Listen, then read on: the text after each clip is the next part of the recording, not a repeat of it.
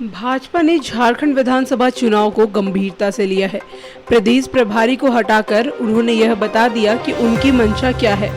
अन्य प्रदेशों की तुलना में झारखंड पर अधिक फोकस किया जा रहा है। झारखंड के संथाल परगना में चुनाव समीक्षा बैठक में चल रहे हंगामे के बीच आला कमान ने शिवराज सिंह चौहान और हेमंत बिस्वा शर्मा को झारखंड का प्रभारी और सह प्रभारी बनाया है। शिवराज सिंह चौहान की जहां मजबूत संगठनकर्ता के रूप में छवि है, तो हेमंत बिस्वा शर्मा भाजपा के फायर ब्रांड नेता माने जाते हैं। यह अलग बात है कि वह पहले कांग्रेसी थे, लेकिन अब भाजपाई हो गए हैं।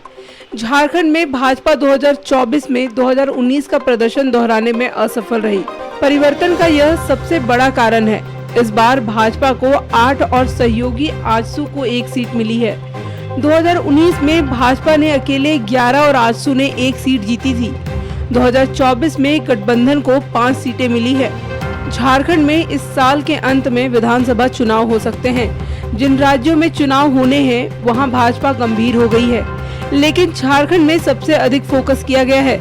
मतलब साफ है कि भाजपा पूरी कोशिश करेगी कि झारखंड में वह फिर से काबिज हो और यहाँ गठबंधन के लिए एक बड़ी चुनौती होगी। 81 विधानसभा क्षेत्र वाले झारखंड में 2 बड़े नेताओं को दायित्व सौंपकर भाजपा ने एक बड़ा और कड़ा संदेश देने की कोशिश की है।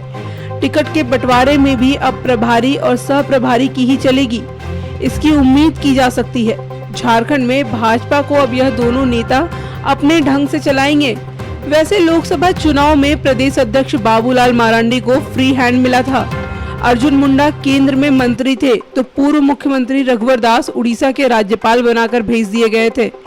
अब तो अर्जुन मुंडा चुनाव हार गए हैं। चुनाव के लिए बड़े नेताओं को जिम्मेदारी दी गई है। झारखंड में विधानसभा चुनाव नवंबर या दिसंबर में होने की उम्मीद है। 2024 लोकसभा चुनाव में झारखंड में भाजपा को बड़ा नुकसान उठाना पड़ा है। पार्टी ने सभी 5 आदिवासी सीट गंवा दी। विधानसभा के लिए 28 सीट आदिवासियों के लिए सुरक्षित है। 9 सीटें अनुसूचित जाति के लिए रिजर्व है। 44 ही सामान्य सीट है। 2019 के विधानसभा चुनाव में भाजपा ने कुल 89 सीटें पर प्रत्याशी उतारे और मात्र 25 सीट ही जीत पाई थी।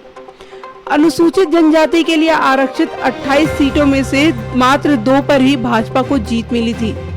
इस वजह से बीजेपी झारखंड में अपदस्थ हो गई। हालांकि 2019 में आजसू के साथ गठबंधन टूटना भी एक बड़ा कारण बना था।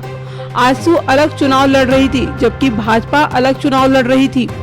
लेकिन 2024 के विधानसभा चुनाव में संभावना व्यक्त की जा रही है कि दोनों का गठबंधन इंटैक्ट रहेगा। इधर इंडिया ब्लॉक भी मिलकर ही चुनाव लड़ेगा। यह अलग बात है कि झारखंड मुक्ति मोर्चा के बड़े चेहरे हेमंत सोरेन फिलहाल जेल में हैं। चुनाव तक बाहर आएंगे अथवा नहीं, यह भविष्य के गर्भ में है। लेकिन लोकसभा चुनाव में हेमंत सोरेन की पत्नी कल्पना सोरेन ने जिस तरह मोर्चा संभाला, उसकी सराहना हो रही है। घर से निकली घरेलू महिला झारखंड की राजनीति में ध्रुव तारा की तरह छा गई। इस बीच उन्होंने गांडे विधानसभा से उपचुनाव भी जीत लिया। यह बात तो तय है कि भाजपा ने 2 बड़े नेताओं को प्रभारी और सह प्रभारी बनाकर एक बड़ा संदेश दिया है। यह संदेश झारखंड के भाजपा नेताओं के लिए भी है। यह बात भी तय है कि टिकट के बंटवारे में इन्हीं 2 नेताओं की चल सकती है।